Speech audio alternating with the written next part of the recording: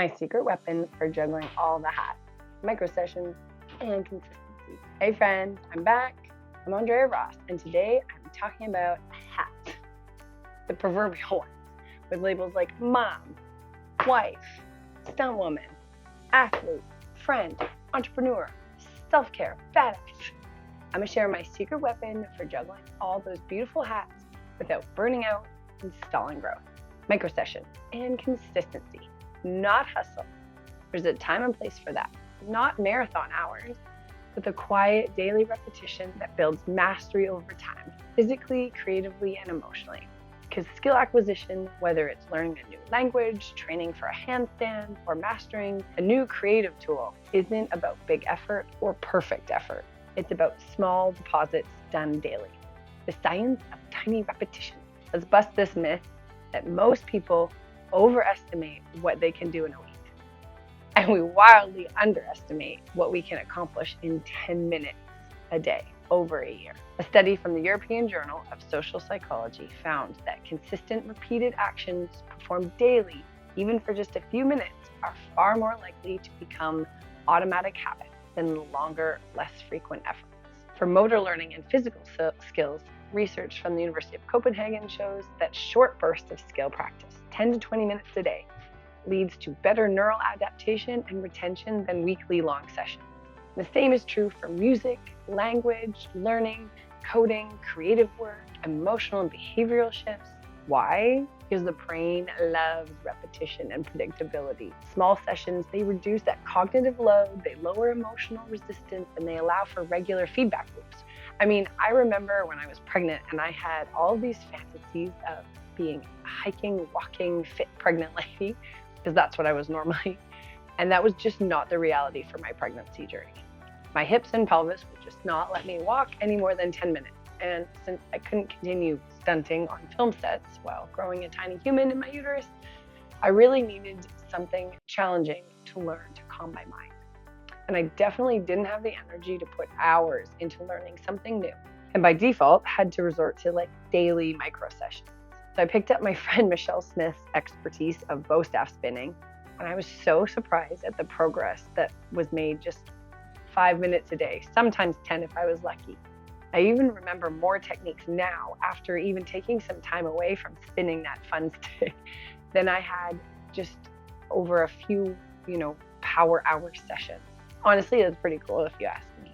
Okay, why it works across domains. This isn't just applied to movement. Let's talk about creative and cognitive skills. Neuroscientist Dr. John Medina says that repeated practice with short intervals helps consolidate long-term memory more effectively than cramming. Think of this like compound interest on your brain. Write one paragraph a day, you'll have a book by the end. Copy one transition or caption daily from a content creator, you'll learn their style. Do one round of focused breath work, you're rewiring your nervous system. I've had to spend a lot of time being present on social media, one of the requirements of an online coach. But I have always wanted to spend more time doing the thing than capturing and sharing the thing. So I had to get efficient so I could do both. I use this technique to improve my social media editing, copying one video a day, learning transitions, captions, pacing, fun little hacks. And by imperfectly diving in for 10 minutes a day, I have saved myself so much time and hassle. Had I had waited for the perfect chunk of time to, do a mastermind course and then go and try and do all the things I learned at once.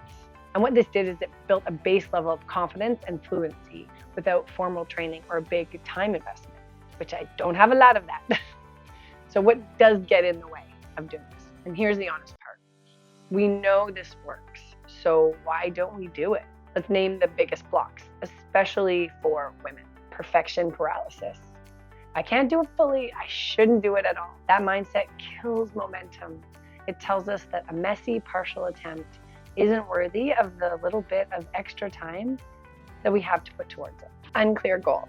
We say we want to get fit or we want to be creative, but we're not clear on what success looks like in that realm. So that makes micro action really hard to define.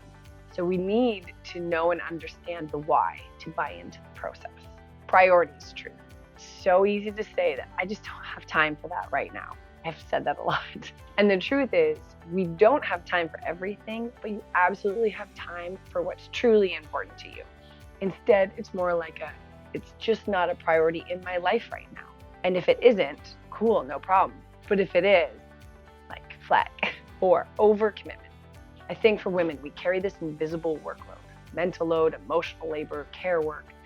So many of us are simply exhausted and out of bandwidth, and saying no truly can feel catastrophic. But the beauty of micro practice is that it works with your reality. It prioritizes your goals in a way that requires minimal commitment and zero perfection. So how do we stick with it? Here are my favorite tools for sustainable consistency. Define your micro. What does 10 minutes actually look like for you? It doesn't have to be aspirational, it has to be real and honest. Example, 1 skill drill, 1 video clip, 1 gratitude entry, 1 handstand attempt. 2, stack it onto an existing habit. Tie it to something you already do. For example, after brushing my teeth, do 3 deep breaths. I mean, not me, but you could. I mean, I should maybe. While toddler naps, do 1 movement drill. Through your morning coffee, write 2 sentences. 3, track it visibly. Use a habit tracker, a calendar, a notes app. Seeing it honestly helps, believe it. And you'll see the progress right there. 4, have a North Star goal. Know what you're building towards. Even if you're flexible about the path, the why keeps the habit alive. 5, tell someone. Accountability doesn't have to be like public, but saying it out loud does help it stick. So try a consistency buddy or a journal and commit to yourself.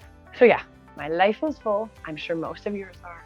I'm a mom, a stuntwoman, a coach, an entrepreneur, an athlete. But the reason I keep growing and juggling all of the hats, because it's not a superhero discipline. It's not an all be all end all thinking. It's small daily micro sessions tracked with fierce consistency.